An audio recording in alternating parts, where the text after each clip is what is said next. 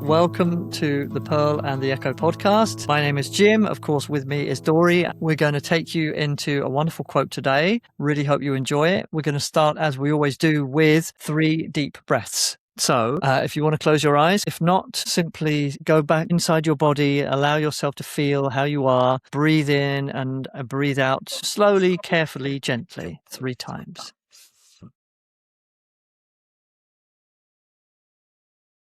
No rush. Give yourself this time. That's 1. Number 2.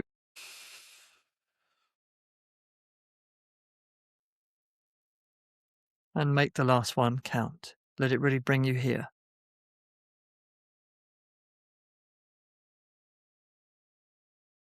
Okay, Dory, where are you taking us today?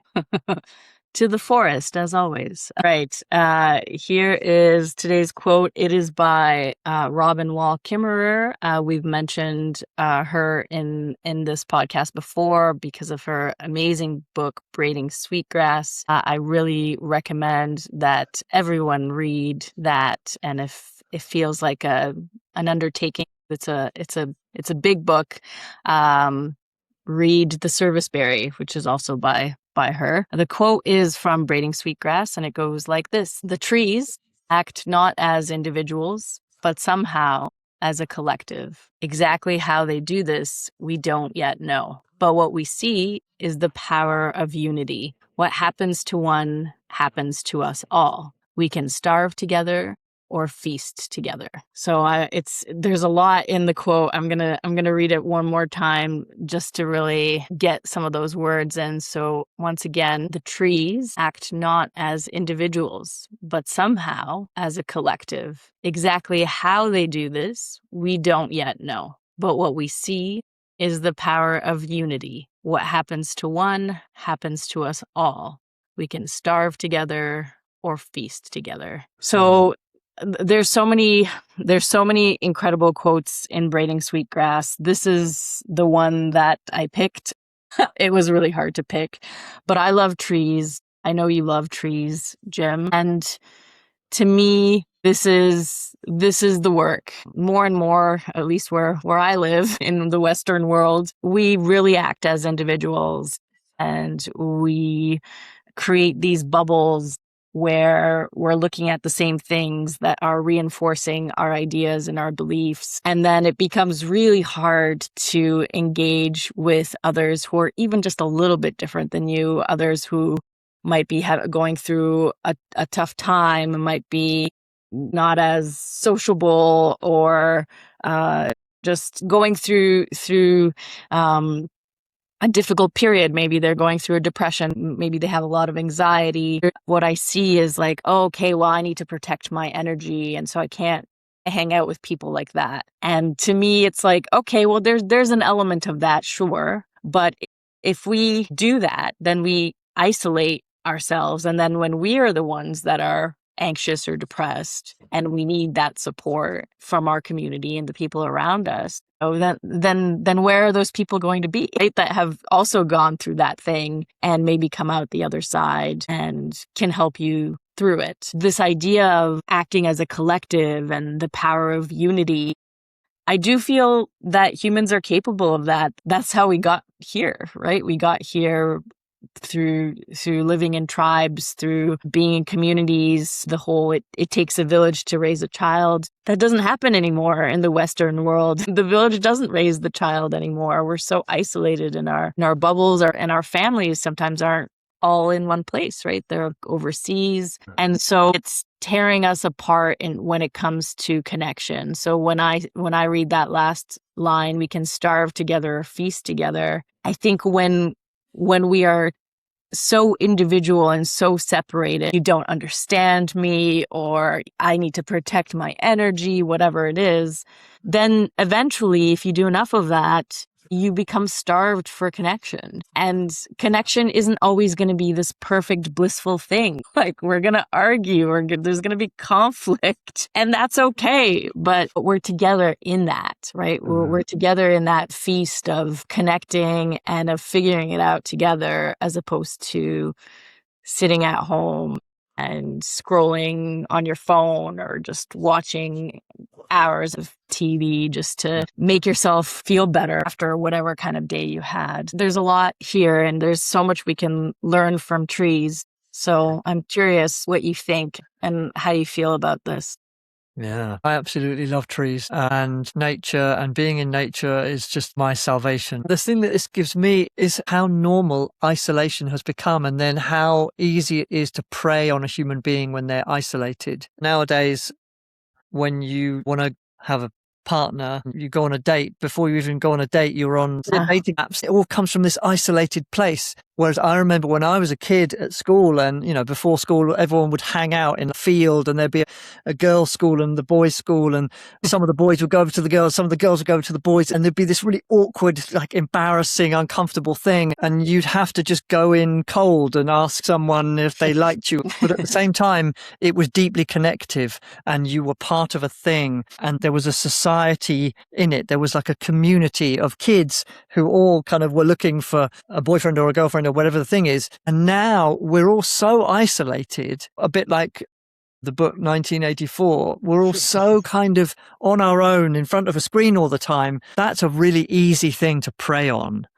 Yeah. And what this says to me is like, no, it's not about preying on each other or having advantage over one another or being the best or the winning. No, it's about the forest. How human beings work best is when there's a forest and we're all in a circle and there's a circle of trees and we genuinely sit and look at one another and see one another and talk and express. And instead, we have loneliness, which is really painful and damaging for mental health. There are all kinds of problems with mental health in the modern world, which there have always been, but it's massively magnified now because when you put a human in isolation, when you're a bad criminal, they put you in solitary confinement, that's where you go mad. You just go insane because there's no communing or unity or interaction, and we're starved. It's like we're starved of interaction, but we're not looking for it in the right place anymore. And the right place for it is the forest, is being around other people. Trees do not act as individuals. And we can go into the fact that there's mycelium underneath the earth that connects the roots, which sounds lovely, but because we can't see it, we kind of fantasize about it. Yeah. But that's a real thing. And that really is what needs to be a real thing with actual humans. Stuff like technology and computers and internet and AI pretend that they're a solution for that, but then they're really not, are they? No, definitely not. And it's a reminder to be more like a tree, because country borders and all of that is something that we as humans decided is there. For example, we've talked about forest fires and all of that in one of our previous episodes. And there's some really silly things that happened where American politicians are saying, keep it on your side of the border. And it's like, it's all connected, right? Like the ecosystem, the planet, the pollution that you're doing is causing the forest fires in Canada. We're all at fault here and we are all part of the solution. It's bananas to me that there's that level of ignorance, but it's also not surprising because if you are disconnected from it, if you spend your days inside in front of a computer, in front of a screen, it's easy to forget that there's this world outside. There's the air that we all breathe and share. And then there's the plant life and the earth itself that we're all walking on, that is our collective place, and that we need to take care of it in a collective way, because if we don't, it won't keep taking care of us. Yeah, exactly. Here in Spain, we had massive fires. And what I noticed is there was unity, but there was also a lot of complaining, but the government should do this and there wasn't enough funding for that. Yeah. You should do this and this is your fault. And I'm the owner of this piece of land and your smoke is on my piece of land. Trees, they don't own the forest. It's a tree and it's in perpetual communication with other trees. It doesn't matter where it is. And it doesn't own the piece of land or say that it is a more important tree than the other trees. That, in the quote, the power of unity sounds wonderful, but no one's giving it any credence, are they? Yeah. I've shared the quote from my previous teacher, Javasu, who teaches somatic healing in Canada. A tree does not compare itself to a tree. Humans comparing each other to each other constantly because we've been trained to think that we are in competition with each other to win and be the best and have the most money, have the most subscribers on YouTube. And it's really not about that. It's about unity. It's about taking care of each other. It's about walking each other home, as you like to say. And we're not doing that so much. I feel like you can be so connected. You know, I'm connected to friends that I have that are here, but also, you know, across in Europe and in other parts of my province that I don't see every day. And even in America as well, I don't see them every day. I don't talk to them every day. And I can connect. I can send a message and say, hey, I'm thinking of you. Hey, how's it going? But it's not the same as having a conversation, sitting in the same space, right? Holding space together, walking in the same forest. It's a bit different. And so in a way, we're hyper connected through technology, but at the same time, it feels like we're more disconnected than ever. Yeah. Yeah, it's amazing, isn't it? Just how old traditions don't seem to exist anymore. And there are those kind of indigenous communities that used to live on the land and had a different kind of respect for it. And nowadays it's all about owning the piece of land, and I have to be the owner of the thing. And if I'm the owner of the thing, then I'm better and I win. I find a lot of people are the owners of words, and they say, well, you know, you don't get to use that word because it's not yours. Or this is the proper way of saying this word, or this is how you should use it. And I find it really interesting how there's this kind of, no, that's mine thing is also a very lonely place to be, isn't it? Yeah. What I learned through reading Braiding Sweetgrass and the serviceberry, and through some of the work that you've been doing on highly sensing people, is that I tend to want to give to people, whether it's time or physical things like some tea or a book. And someone said, oh, this must be your love language. And I thought, oh, that's weird. Maybe, sure. But I think I'm trying to tap into this collective, right? I'm trying to say like, hey, I see you, and here's something that will maybe make your day better. You were talking about the mycelium network that we don't see. Some people call this the wood wide web. And I love that. And so I feel like we've created this technology that kind of connects us in a way that the trees are connected. But yet I think some of us are connecting, but there's still these silos of, okay, well, I have this worldview, and so I'm going to just follow these news outlets and talk to these people over here. And so it does create more polarization. And to me, if we were all in a room together instead of all on a platform like Instagram together, it's very different, right? You'd be less likely to maybe leave a nasty comment or say something rude in person, you would hope anyways, than online. And so without getting too metaphysical about it, there is a collective mycelium that people have. I believe that there's a bit of a collective unconscious or subconscious that we all kind of can tap into, you know, if we meditate enough and really, really kind of do that type of work. But most people are not tapped into anything except their phones and their day to day. And so it's hard, even for me, it's hard to tap in all the time. Yeah. So how do we become more like trees? Yeah. Especially in this age where, you know, the technology has been made to be so addictive, and then we get addicted to our loneliness. Yeah. Yeah, it's really interesting. And something I've noticed recently is there are people on the internet who say, I've got a community, come and be in my community. And it isn't a community. It's still them just trying to sell me something and pretend that there's a community. Yeah. And I think some of those people don't even know that that's how it is perceived. But, you know, we're not stupid. We all know what's kind of going on, and we know when we're being sold something that we probably don't want. And the only way is to do it humanly where there is no technology. Like you mentioned, the thing of putting a nasty comment on YouTube or an Instagram post, which I get quite a lot, or I used to. I haven't had it for a while, but it really hurts. Yeah. But if I was in the same room as that person, then they wouldn't have done that, would they? No, they would probably think it and not say it. Yeah.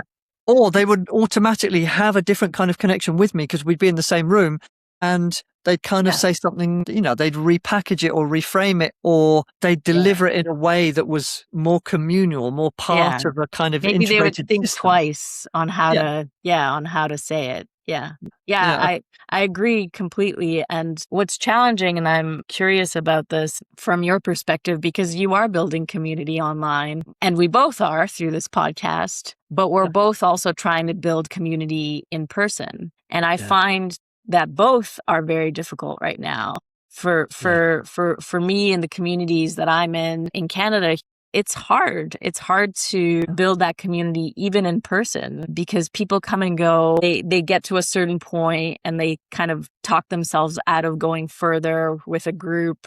And that's fine. That's all part of building community. But to me, I don't think it would be this difficult to build in-person community if it wasn't for, again, the content and the ability to escape online and to kind of talk yourself out of your personal growth, and getting beyond that first argument with a group, or getting beyond that first challenge with your teacher or whoever it is, right? And some people that happens once and they're out of there. And then you're missing all of this wonderful stuff that comes afterwards, which is the repair and the the mutual kind of apology and growth together. Yeah, you're more than talking yourself out of your personal growth. You're even talking yourself out of your personal life and talking yourself into your own loneliness again, where we don't have to deal with people and we could just sit in a kind of imaginary fantasy technology-based world where we're the hero all the time. And you're not the hero all the time, and you don't get to have all the cool stuff all the time. Life is difficult, and it's supposed to be, and you're supposed to kind of be uncomfortable and look stupid and get embarrassed. And these are a normal part of a commune, of a coming together of people. Yeah. What I like about this quote is that the first thing it reminded me of is how lonely human beings have made themselves. So, Dory, give it to us again, please. Gladly. The trees act not as individuals, but somehow as a collective. Exactly how they do this, we don't yet know. But what we see is the power of unity. What happens to one happens to us all. We can starve together or feast together. And that is by Robin Wall Kimmerer. Fantastic. Wow. Okay. Well, thank you so much. Please feel free to comment. Tell us how that one landed with you and where it took you today. That would be amazing. We'd love that. And we hope you have a fantastic rest of your day. Thank you for listening to the Pearl and the Echo podcast with me, Dory Sim, and my co-host, Jim Rajan. Thank you to Rebel Mixtape Productions for editing this episode. If you like what you heard, like, subscribe, and share with those in your life that matter most.